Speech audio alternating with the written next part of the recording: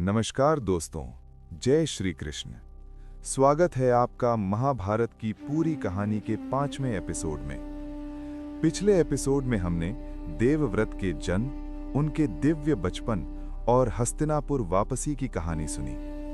आज हम उस मोड़ पर पहुंचते हैं जहां देवव्रत अपनी पहचान खोकर भीष्म बन जाते हैं। समय बीतता गया। राजा शांतनु देवव्रत को देखकर बहुत प्रसन्न थे।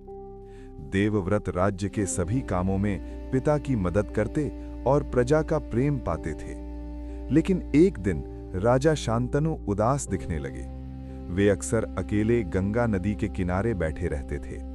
उनकी आंखों में उदासी और चेहरे पर बेचैनी साफ दिखती थी। देवव्रत ने पिता की ये हालत देखी तो चिंतित हो गए। उन्होंने पूछा, पिताजी, आप उदास क्यों हैं? क्या कोई कष्ट है? मुझे बताइए, मैं हर संभव प्रयास करूंगा।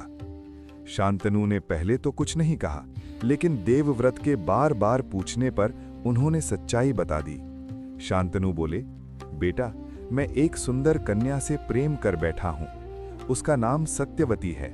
वो दशराज की पुत्री है जो नाव चलाती है।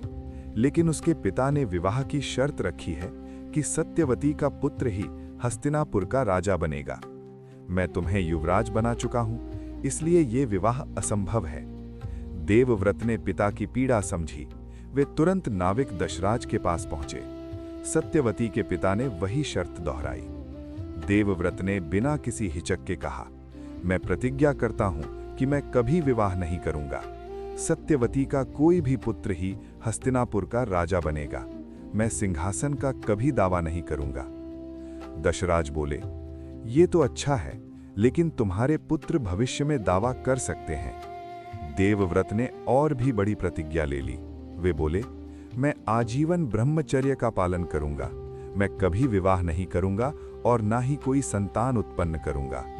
ये सुनकर आकाशवाणी हुई, ये प्रतिज्ञा अत्यंत कठिन है, इसलिए तुम्हें भीष्म नाम मिलेगा। देवव्रत की ये भयानक प्रतिज्ञा सुनकर देवताओं ने भी हैरानी जताई। भगवान ब्रह्मा प्रसन्न हुए और उन्होंने देवव्रत को वरदान दिया, तुम्हारी मृत्यु तब तक नहीं होगी जब तक तुम स्वयं मरना न चाहो। तुम इच्छा मृत्यु के स्वामी होगे। इसके बाद देवव्रत को भीष्म नाम से जाना जाने लगा। उनकी ये प्रतिज्ञा इतनी महान और कठोर थी कि पूरे संसार में उनकी ख्याति हो गई। राजा शांतनु भीष्म की इस त्याग से बहुत प्रसन्न हुए। उन्होंने भीष्म को आशीर्वाद दिया और सत्यवती से विवाह कर लिया। सत्यवती से उनके 2 पुत्र हुए, चित्रांगद और विचित्रवीर्य। भीष्म अब पिता की सेवा और राज्य की रक्षा में लग गए। उन्होंने कभी अपनी प्रतिज्ञा नहीं तोड़ी। वे अपने पिता, सत्यवती और सौतेले भाइयों के प्रति पूरी निष्ठा रखते थे। दोस्तों, इस एपिसोड में हमने भीष्म की भयानक प्रतिज्ञा और इच्छा मृत्यु के वरदान की कहानी सुनी। ये प्रतिज्ञा आगे चलकर पूरे महाभारत का सबसे महत्वपूर्ण मोड़ बनेगी।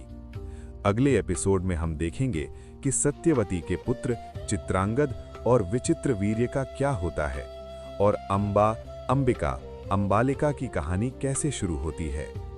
भीष्म की ये प्रतिज्ञा उनके जीवन को कैसे बदल देगी, जानने के लिए अगला एपिसोड जरूर देखें। जय श्री कृष्ण, जय महाभारत।